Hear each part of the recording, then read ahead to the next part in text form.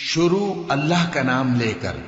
جو بڑا مہربان نہایت رحم والا ہے۔ اے پیغمبر صلی اللہ علیہ وآلہ وسلم، مسلمانوں سے کہہ دو کہ جب اپنی بیویوں کو طلاق دینے لگو تو ان کی عدت کو پیش نظر رکھ کر طلاق دو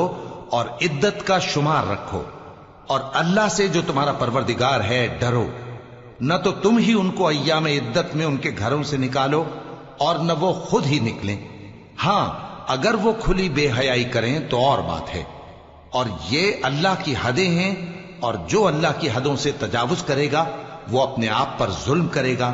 اے طلاق دینے والے، تجھے کیا معلوم شاید اللہ اس کے بعد رجعت کی کوئی سبیل پیدا کر دے۔ پھر جب وہ اپنی میعاد یعنی عدت ختم ہونے کے قریب پہنچ جائیں تو یا تو ان کو اچھی طرح سے زوجیت میں رہنے دو یا اچھی طرح سے علیحدہ کر دو، اور اپنے میں سے 2 منصف مردوں کو گواہ کر لو، اور اے گواہو اللہ کے لیے درست گواہی دینا۔ ان باتوں سے اس شخص کو نصیحت کی جاتی ہے جو اللہ پر اور روز آخرت پر ایمان رکھتا ہے، اور جو کوئی اللہ سے ڈرے گا وہ اس کے لیے رنج و غم سے نجات کی صورت پیدا کر دے گا، اور اس کو ایسی جگہ سے رزق دے گا جہاں سے اس کو وہم و گمان بھی نہ ہو، اور جو اللہ پر بھروسہ رکھے گا تو وہ اس کے لیے کافی ہوگا۔ اللہ اپنے کام کو جو وہ کرنا چاہتا ہے پورا کر دیتا ہے۔ اللہ نے ہر چیز کا اندازہ مقرر کر رکھا ہے۔ اور تمہاری طلاق والی بیویاں جو حیض سے نا امید ہو چکی ہوں، اگر تم کو ان کی عدت کے بارے میں شبہ ہو تو ان کی عدت 3 مہینے ہے، اور جن کو ابھی حیض نہیں آنے لگا ان کی عدت بھی یہی ہے۔ اور حمل والی عورتوں کی عدت وضع حمل یعنی بچہ جننے تک ہے،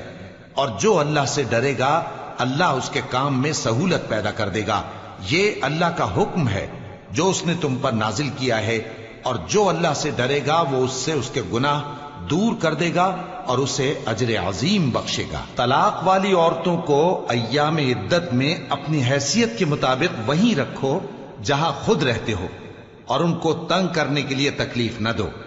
اور اگر وہ حمل سے ہوں تو بچہ پیدا ہونے تک ان کا خرچ دیتے رہو۔ پھر اگر وہ بچے کو تمہارے کہنے سے دودھ پلائیں تو ان کو ان کی اجرت دے دو، اور بچے کے بارے میں پسندیدہ طریق سے موافقت رکھو، اور اگر باہم ضد اور نا اتفاقی کرو گے تو بچے کو اس کے باپ کے کہنے سے کوئی اور عورت دودھ پلائے گی۔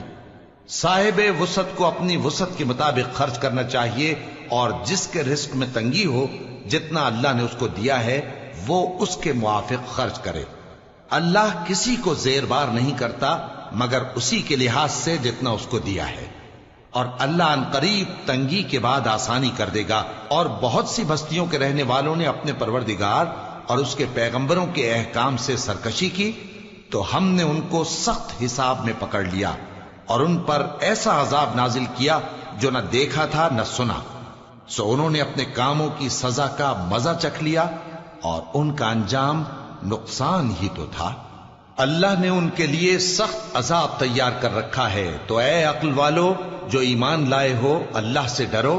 اللہ نے تمہارے پاس نصیحت بھیج دی ہے، یعنی ایسے پیغمبر جو تمہارے سامنے اللہ کی واضح آیتیں پڑھتے ہیں تاکہ جو لوگ ایمان لائے اور عمل نیک کرتے رہے ہیں ان کو اندھیروں سے نکال کر روشنی میں لے آئیں، اور جو اللہ پر ایمان لائے گا اور عمل نیک کرے گا وہ ان کو جنتوں میں داخل کرے گا جن کے نیچے نہریں بہ رہی ہیں، وہ ہمیشہ ہمیشہ ان میں رہیں گے۔ اللہ نے ان کے لیے کیا خوب رزق رکھا ہے۔ اللہ ہی تو ہے جس نے 7 آسمان پیدا کیے اور ویسی ہی زمینیں بھی،